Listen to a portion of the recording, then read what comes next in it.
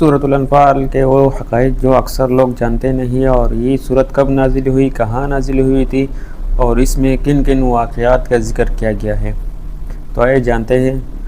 بسم اللہ الرحمن الرحیم۔ سورۃ الانفال، یہ صورت تقریباً سن 2 ہجری کے آس پاس مدینہ منورہ میں نازل ہوئی، یعنی سورۃ الانفال مدنیہ۔ یہ مدینہ میں نازل ہوئی اور اس کے بیشتر مضامین جنگ بدر اور اس کے واقعات اور مسائل سے متعلق ہیں۔ یہ جنگ اسلام و کفر کے درمیان پہلے باقاعدہ معرکے کی حیثیت رکھتی ہے، جس میں اللہ تعالیٰ نے مسلمانوں کو فتح مبین عطا فرمائی۔ یعنی یہ صورت اس ٹائم نازل ہوئی تھی جب یہ صورت تقریباً سن 2 ہجری یعنی کے آس پاس مدینہ منورہ میں نازل ہوئی تھی، اور اس کے بیشتر مضامین جنگ بدر کے واقعات کے متعلق ہے۔ اور یہ جنگ اسلام اور کفر کے درمیان پہلے باقاعدہ معرکے کی حیثیت رکھتی ہے، جس میں اللہ تعالیٰ نے مسلمانوں کو فتح مبین عطا فرمائی اور قریش مکہ کو ذلت عمیز شکست سے دوچار کیا۔ چنانچہ اس صورت میں اللہ تعالیٰ نے اپنے انعامات بھی یاد دلائے ہیں، اور مسلمانوں نے جس جانصاری کے ساتھ یہ جنگ لڑی ہے، اس کی ہمت افزائی کے ساتھ بعض ان کمزوریوں کو بھی نشاندہی فرمائی ہے جو اس جنگ میں سامنے آئی ہے، اور آئندہ کے لیے وہ ہدایات بھی دی گئی ہے جو ہمیشہ مسلمانوں کی کامیابی اور فتح و نصرت کا سبب بن سکتی ہے۔ جہاد اور مال غنیمت کی تقسیم کے بہت سے احکام ہیں، اور چونکہ جنگ بدر اصل کفار مکہ کے ظلم و ستم کے پس منظر میں پیش آئی تھی، اس لیے ان حالات کا بھی ذکر کیا گیا ہے، جن میں آن حضرت صلی اللہ علیہ وسلم مکہ مکرمہ سے ہجرت کا حکم ہوا۔ نیز جو مسلمان مکہ مکرمہ میں رہ گئے تھے، ان کے لیے بھی ضروری قرار دیا گیا ہے کہ وہ ہجرت کر کے مدینہ منورہ آ جائے۔ ہجرت کی وجہ سے میراث تقسیم سے متعلق کچھ احکام عارضی طور پر نافذ کیے گئے تھے۔ سورت کے آخر میں اسی وجہ سے میراث کے کچھ مستقبل کے احکام بھی دیے گئے ہیں۔ یعنی جنگ بدر، چونکہ اس صورت کے بہت سے مضامین جنگ بدر کے مختلف واقعات سے متعلق ہے، اس لیے ان کو ٹھیک سمجھنے کے لیے اس جنگ کے بارے میں کچھ بنیادی معلومات پیش کرنا ضروری معلوم ہوتا ہے، تاکہ اس سے متعلق آیات کو ان کے صحیح پس منظر میں سمجھا جائے۔ مکہ مکرمہ میں حضرت محمد صلی اللہ علیہ وسلم نبوت کے بعد 13 سال مقیم رہے۔ اس دوران مکہ مکرمہ کے کفار نے آپ اور آپ کے جانثار صحابہ رضی اللہ عنہ کو طرح طرح سے ستانے اور ناقابل برداشت تکلیفیں پہنچانے میں کوئی کسر نہیں چھوڑی تھی۔ یعنی جب نبی علیہ السلام پر نبوت نازل ہوئی تو اس کے بعد تقریباً 13 سال وہ مکہ مکرمہ میں رہے تھے۔ یعنی اسی دوران، یہ 13 سال کے دوران ہمارے پاک پیغمبر صلی اللہ علیہ وسلم پر کفار مکہ نے ناقابل برداشت تکلیفیں پہنچانے میں کوئی کسر نہیں چھوڑی تھی۔ یعنی ہر طرح کے کوشش کرتے تھے کہ جس طرح کی تکلیف ہو وہ ہمارے پیارے پیغمبر صلی اللہ علیہ وسلم کو دینے میں لگے ہوتے تھے، یہاں تک کہ ہجرت سے ذرا پہلے آپ کو قتل کا منصوبہ بنایا گیا، جس کا ذکر اسی صورت میں آنے والا ہے۔ یعنی یہاں تک کفار مکہ کے لوگ چلے گئے تھے کہ آن حضرت صلی اللہ علیہ وسلم کے قتل کا منصوبہ بھی بنایا گیا تھا۔ جب آپ صلی اللہ علیہ وسلم ہجرت کر کے مدینہ منورہ تشریف لے آئے تو کفار مکہ مسلسل اس فکر میں رہے کہ آپ کو وہاں بھی چین سے بیٹھنا نہ دیا جائے۔ یعنی جب مدینہ منورہ ہمارے پاک پیغمبر صلی اللہ علیہ وسلم ہجرت فرما گئے تو پھر بھی کفار مکہ کو یہ چین نہیں آتی تھی، اور یہ کوشش کرتے تھے کہ ہمارے پاک پیغمبر صلی اللہ علیہ وسلم وہاں پر بھی چین سے نہ بیٹھ سکے۔ انہوں نے عبداللہ بن ابی کو مدینہ میں خط لکھا کہ تم لوگوں نے محمد صلی اللہ علیہ وسلم اور ان کے ساتھیوں کو پناہ دی ہے، اب یا تم انہیں پناہ دینے سے ہاتھ اٹھا لو ورنہ ہم تم پر حملہ کریں گے۔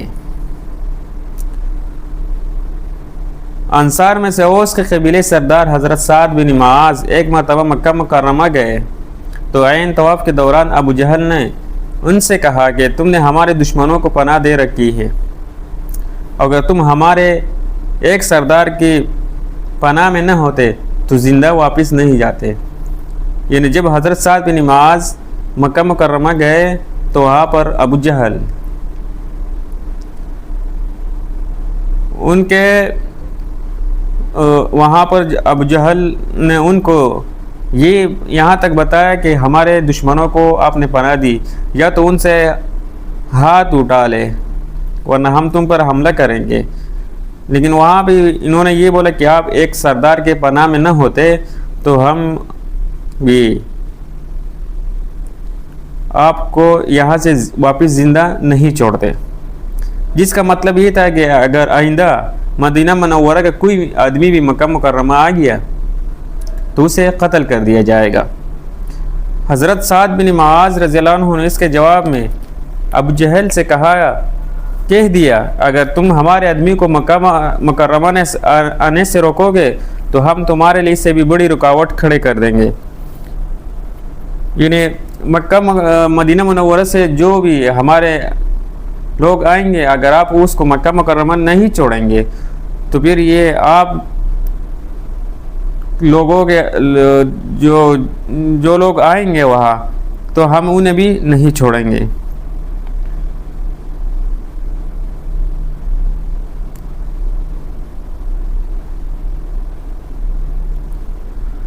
تو انہوں نے بولا کہ ہم اس سے بھی بڑے رکاوٹ کھڑی کر دیں گے۔ یعنی تم تجارتی قافلے لے کر جب شام جاتے ہو تو تمہارا راستہ مدینہ منورہ کے قریب گزرتا ہے، اب ہم تمہارے قافلوں کو روکنے اور ان پر حملہ کرنے میں آزاد ہوں گے۔ یعنی آپ جب ہمیں تکلیف دیں گے، ہم مدینہ منورہ سے آتے ہیں مکہ مکرمہ، آپ ہمیں تکلیف دے رہے ہو تو پھر آپ کے قافلے بھی مدینہ منورہ کے قریب سے گزریں گے تو اس پر پھر بھی ہم حملہ کرنے کے لیے آزاد ہو جائیں گے۔ اس کے بعد کفار مکہ کے کچھ دستے مدینہ منورہ کے آس پاس آئے اور مسلمانوں کے مویشی لوٹ کر گئے۔ حالات کے اس پس منظر میں ابو سفیان جو اس وقت کفار مکہ کے سردار تھا، ایک بڑا باری تجارتی قافلہ لے کر شام گیا۔ یعنی منظر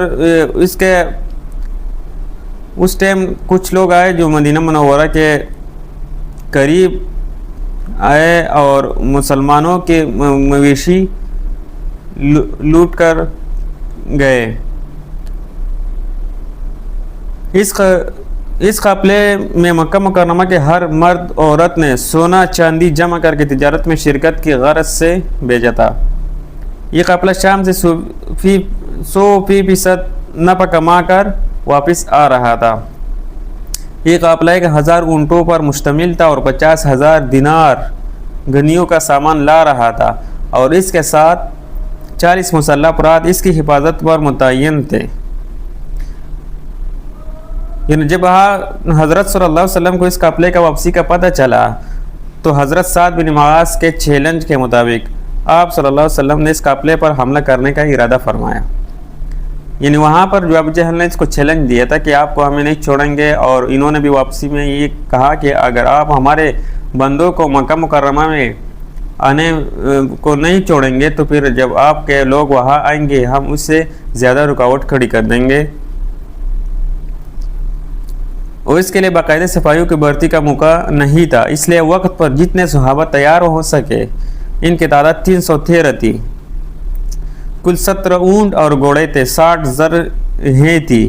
اس مختصر سامان کے ساتھ آپ مدینہ منورہ سے نکلے۔ یعنی اس ٹائم پھر تقریباً 313 صحابہ تھے اس قافلے میں، اور دوسری سائڈ سے بہت زیادہ یہاں یہ بات قابل ذکر ہے کہ بعض غیر مسلم مصنفین نے اس واقعے پر اعتراض کیا ہے کہ ایک پرامن تجارتی قافلے پر حملہ کرنے کا کوئی جواز نہیں تھا۔ ہمارے زمانے کے بعد مسلمان مصنفین نے اس اعتراض سے مرعوب ہو کر یہ دعویٰ کرنے کی کوشش کی ہے کہ آن حضرت صلی اللہ علیہ وسلم کا ارادہ قافلے پر حملے کا نہیں تھا، بلکہ ابو سفیان نے اپنے طور پر خطرہ محسوس کر کے ابو جہل کے لشکر کو دعوت دی تھی۔ لیکن واقعہ کی تشریح صحیح حدیث اور قرآنی اشارات کے روشنی میں درست نہیں ہے۔ در حقیقت یہ اعتراض اس وقت کے حالات اور اس دور کے سیاسی، دفاعی اور معاشرتی ڈھانچے سے بے خبری پر مبنی ہے۔ یعنی پہلی بات تو یہ ہے جو واقعات ہم نے اوپر بیان کیے ہیں ان کی روشنی میں فریقین کے درمیان ایک مسلسل جنگ کی حالات موجود تھی۔ دونوں ایک دوسرے کو نہ صرف چیلنج دے رکھے تھے بلکہ کفار کی طرف سے عملی طور پر چھیڑ چھاڑ بھی شروع ہو چکی تھی۔ دوسرے حضرت سعد بن معاذ پہلے سے انہیں متنبہ کر کے آئے تھے کہ ان کے قافلوں پر حملہ کرنے کے لیے آزاد ہوں گے۔ تیسرے اس دور میں شہری اور فوجی افراد کی کوئی تفریق نہیں ہوتی تھی۔ کسی معاشرے کے تمام بالغ مرد مقاتلہ یعنی لڑنے والے کہلاتے تھے۔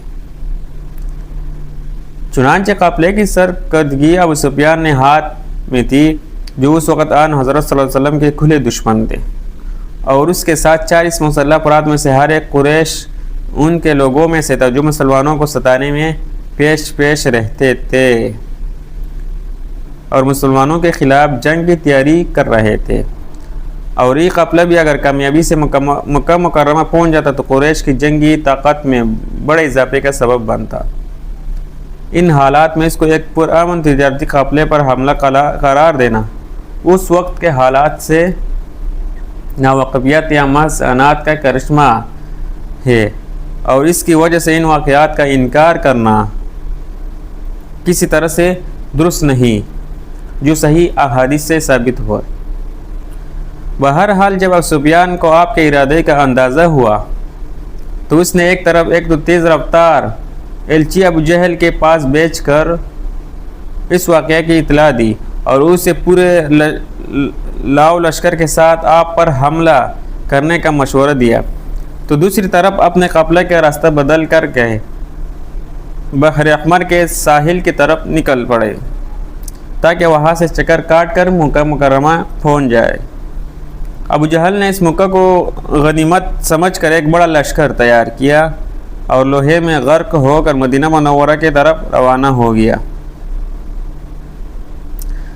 آن حضرت صلی اللہ علیہ وسلم کو جب پتہ چلا کہ ابو سفیان تو قافلہ لے کر نکل چکا ہے اور ابو جہل کا لشکر آ رہا ہے تو آپ صلی اللہ علیہ وسلم نے صحابہ سے مشورہ کیا۔ سب نے یہی رائے دی کہ ابو جہل سے ایک فیصلہ کن معرکہ ہونا چاہیے۔ چنانچہ بدر کے مقام پر دونوں لشکروں کا مقابلہ ہوا۔ مسلمانوں کی تعداد تو اس کے ابو جہل کے لشکر کے مقابلے میں کوئی حیثیت نہیں رکھتی تھی، بہت کم تھی، لیکن اللہ تعالیٰ کے فضل و کرم سے ان کو شاندار فتح حاصل ہوئی۔ ابو جہل سمیت قریش کے 70 بڑے سردار جو مسلمانوں کو تکلیف دینے میں بہت پیش تھے مارے گئے، اور باقی 70 افراد کو جو بڑے سردار تھے ان کو گرفتار کر دیے اور باقی لوگ میدان چھوڑ کر بھاگ گئے وہاں سے۔ یعنی یہ واقعہ جنگ بدر کے واقعہ اس ٹائم مسلمانوں کی تعداد 313 تھی اور باقی کی تعداد کفار کی جو تعداد تھی بہت زیادہ تھی ان کے مقابلے میں، لیکن اللہ تعالیٰ نے مسلمانوں کو فتح نصیب فرمائی اور ان کو شکست دی۔ اور اسی جنگ کے اندر کفار کے جو بڑے بڑے سردار تھے جو مسلمانوں پر ہر وقت ظلم کرتے رہتے تھے، ان کے 70 جو بڑے سردار تھے ان کو مارے گئے ہیں اور 70 کو گرفتار کر کے باقی جو لوگ تھے وہ پھر میدان سے بھاگ گئے۔ تو اسی طرح یہ تھا